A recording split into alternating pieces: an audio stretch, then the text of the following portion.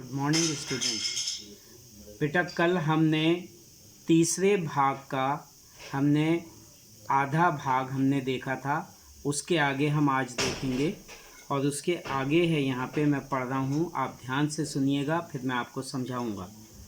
सामने मटर का खेत था ही, मोती उसमें घुस गया। हीरा मना करता रहा पर उसने एक ना सुनी। अभी दो ही 4 ग्रास खाए थे कि 2 आदमी लाठियां लिए दौड़ पड़े और दोनों मित्रों को घेर लिया। हीरा तो मेड़ पर था, निकल गया।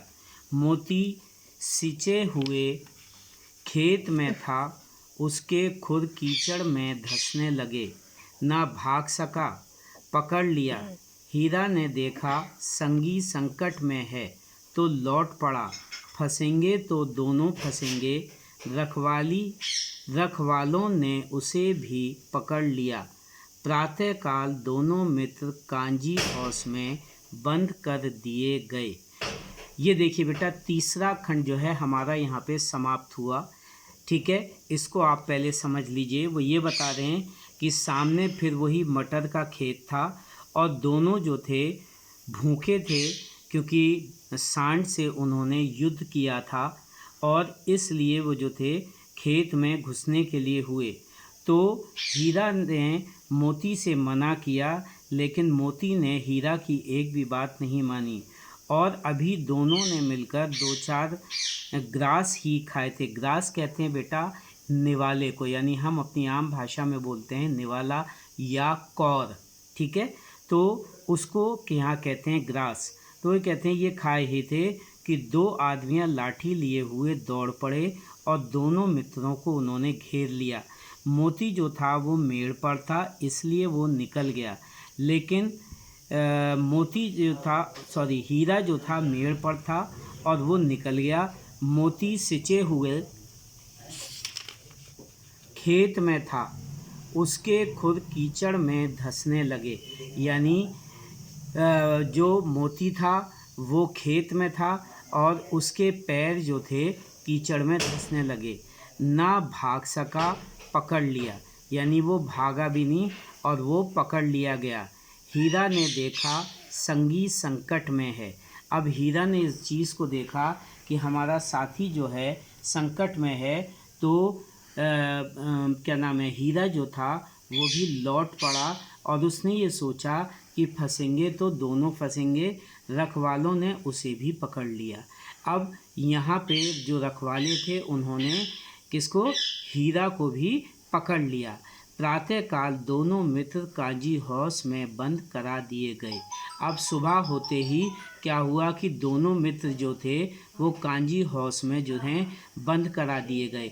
बेटा कांजी हाउस क्या होता है ये मैं आपको थोड़ा समझा देना चाहता हूँ कि जहाँ पर कांजी हाउस उसको कहते हैं, हाउस का मतलब होता है या हाउस का मतलब होता है घर, यानी एक ऐसा घर जहाँ पे कि आवारा पशु जो हैं उनको पकड़ करके जो हैं खेत वाले जो हैं वो जो उसमें बंद करा देते हैं।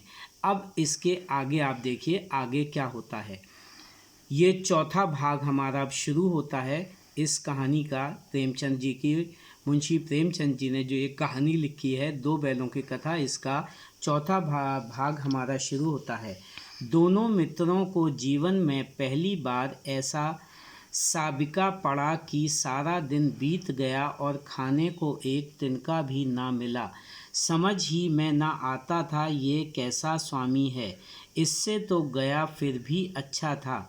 यहाँ कई भैंसें थी, कई बकरियाँ, कई घोड़े, कई गधे, पर किसी के सामने चारा ना था। सब ज़मीन पर मुर्दों की तरह पड़े थे। कई तो इतने कमज़ोर हो गए थे कि खड़े भी ना हो सकते थे। सारा दिन दोनों मित्र फाटक की ओर टकटकी लगाए ताकते रहे, पर कोई चारा लेकर आता ना दिखाई देता। तब दोनों ने दीवार को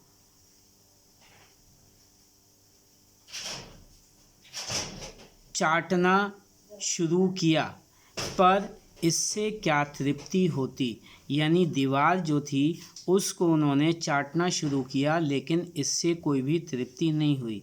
रात को भी जब कुछ भोजन ना मिला तो हीरा के दिल में विद्रोह की ज्वाला दहक उठी। मोती से बोला, अब तो नहीं रहा जाता मोती। मोती ने सिर लटकाए हुए जवाब दिया, मुझे तो मालूम होता है प्राण निकल रहे हैं। इतनी जल्द हिम्मत ना हारो भाई, यहाँ से भागने का कोई उपाय निकालना चाहिए।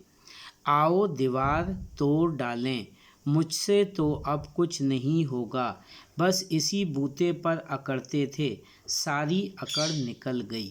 देखिए बेटा, ये हमने आगे चौथे भाग का हमने कुछ भाग देखा है। यहाँ समझ लीजिए कि अब जब उन्हें कांजी हाउस में बंद करा दिया तो वो दोनों मित्र जो थे उनके जीवन का ये एक पहला ऐसा कहना चाहिए साबिका था। साबिका का मतलब होता है पहला ऐसा जो है एक समय आया कि सारा दिन बीत गया और उनको खाने के लिए कुछ भी नहीं मिला। समझ में उनके नहीं आ रहा था कि ये उनका स्वामी कैसा है। इससे तो वो सोचे थे कि गया ही जो है वो अच्छा था। यहाँ पर उन्होंने बताया कि वहाँ पर उस कांजी हाउस के अंदर में कई भैंसें थी, कई बकरियाँ थीं, कई घोड़े थे, कई गधे थे और किसी के सामने भी कोई चारा नहीं पड़ा हुआ था। और सारे जानवर जो थे ज़मीन पर मुर्दों की तरह पड़े हुए थे। कई तो इतने कमज़ोर हो गए थे कि खड़े भी नहीं हो सकते थे। सारा दिन दोनों मित्र जो थे वो फाटक की ओर टकटकी लगाकर देखते रहे, पर कोई चारा लेकर उनको आता हुआ दिखाई नहीं दिया। तब दोनों ने दीवार की नमकीन मिट्टी चाटनी शुरू कर दी। इससे उनको उनकी तृप्ति जो थी वो नहीं होती। अब रात को भी जब कुछ भोजन उनको नहीं मिला तो हीरा के दिल में विद्रोह की ज्वाला दहक उठी। यानी विद्रोह मीन्स वो जो था नाराज़ होने लगा, गुस्सा होने लगा, क्रोधित होने लगा। और उसने कहा कि मोती से कहा कि अब तो नहीं रहा जाता। यानी अपनी मूक भाषा में ही उसने यहाँ पे कहा कि भाई अब हमसे भूखा नहीं रहा जाता है। मोती ने सिर लटकाए हुए जवाब दिया। मोती ने अपना सर नीचे झुकाया और उसने जवाब दिया कि मुझे तो मालूम होता है कि अब मेरे प्राण निकल जाएंगे। तो हीरा ने उसको समझाया कि इतनी जल्दी जो है तुम भाई हिम्मत मत हारो, यहाँ से भागने का कोई उपाय निकालना चाहिए। हमें यहाँ से भागने का कोई उपाय निकालना चाहिए। आओ दीवार तोड़ डालें। और उन्होंने कहा, ये निश्चय किया कि आओ हम जो है दीवार को तोड़ देते हैं, मुझसे तो अब कुछ नहीं होगा। यानी हीरा ने कहा और मोती ने कहा हीरा से कि मेरे से तो अब कुछ भी नहीं हो रहा है, बस इसी बूते पर अकड़ते थे। हीरा ने कहा कि बस तुम इसी अकड़ में रहते थे, तुमसे इतना सा काम नहीं हो रहा है, तुम्हारी सारी अकड़ निकल गई है क्या। यानी इस प्रकार से ये दोनों जो हैं मूक भाषा में आपस में बात करते हैं। यहाँ पे बेटा प्रेमचंद जी ने मूक भाषा का कई बार जो है वर्णन किया है इन दोनों बैलों के ज़रिए कि ये दोनों बैल आपस में किस प्रकार से मूक भाषा में बात करते थे। तो यहाँ पे बेटा आपने देखा कि किस तरीके से ये हुआ। अब यहाँ पे आपको प्रश्न उत्तर जो आपको होमवर्क के लिए आपको करने हैं, पहला प्रश्न नोट कर लीजिए बेटा। और पहला प्रश्न ये है यहाँ पे कि हीरा और मोती को कहाँ पर पकड़ लिया गया।